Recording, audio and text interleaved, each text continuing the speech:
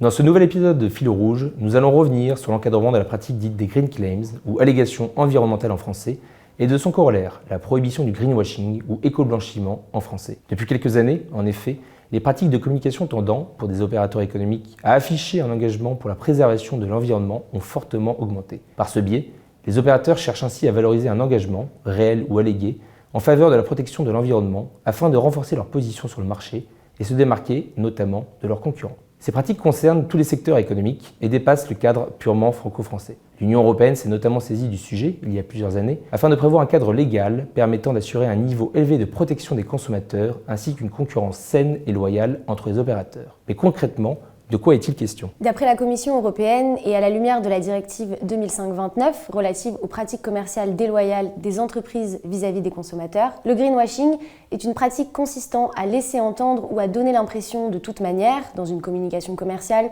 le marketing ou la publicité, qu'un bien ou un service a un effet positif, n'a pas d'incidence sur l'environnement ou est moins néfaste pour l'environnement que des biens ou services concurrents. Concrètement, il s'agit donc d'une allégation par opposition à une véritable information factuelle, c'est-à-dire généralement un argument commercial, qui concerne un produit, un service ou une entreprise, qui porte sur une ou plusieurs caractéristiques environnementales et qui est faite sous quelque forme que ce soit et sur quelque support que ce soit. À ce jour, les opérations de greenwashing sont ainsi assimilées à des pratiques commerciales trompeuses au sens du Code de la consommation et sont de fait interdites et sanctionnées. L'arsenal législatif français a d'ailleurs été renforcé lors de l'adoption de la loi Climat et Résilience du 22 août 2021 avec l'intégration de l'éco-blanchiment au nombre des pratiques prohibées. En outre, le Code de l'environnement fixe des limites à l'utilisation de certaines allégations environnementales en encadrant le recours à des termes ou expressions tels que neutre en carbone, compostable, biodégradable ou encore respectueux de l'environnement. Enfin, au-delà des sujets liés au droit de la consommation ou au droit de l'environnement, les allégations environnementales soulèvent également des problématiques dans d'autres secteurs du droit,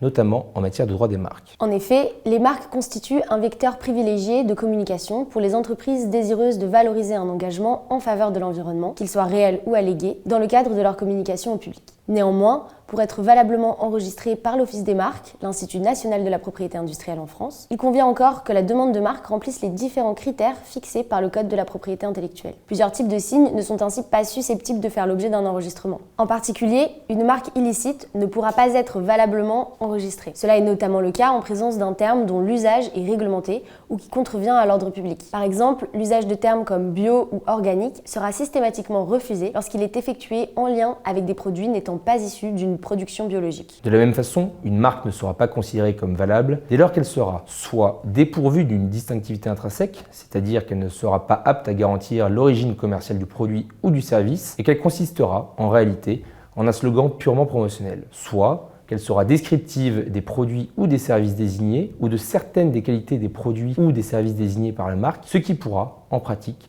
être fréquemment le cas en présence de signes constitués du terme green, soit trompeuse, c'est-à-dire alléguant de façon mensongère que les produits qu'elle désigne revêtent indûment telle ou telle qualité. Cela sera notamment le cas en présence d'une marque prétendant faussement, par exemple, que les produits désignés sont issus d'une production biologique. Il convient donc de porter une attention particulière à la question de la validité de la marque en cas de dépôt d'un signe s'inscrivant dans la tendance actuelle des green claims. Les déposants doivent ainsi garder à l'esprit qu'une marque, même enregistrée, peut toujours faire l'objet d'une demande ultérieure en nullité. Cette demande peut être formulée par toute personne physique ou morale, notamment par une association de protection des consommateurs, dès lors qu'elle ne respecterait pas les critères de validité énumérés par le Code de la propriété intellectuelle.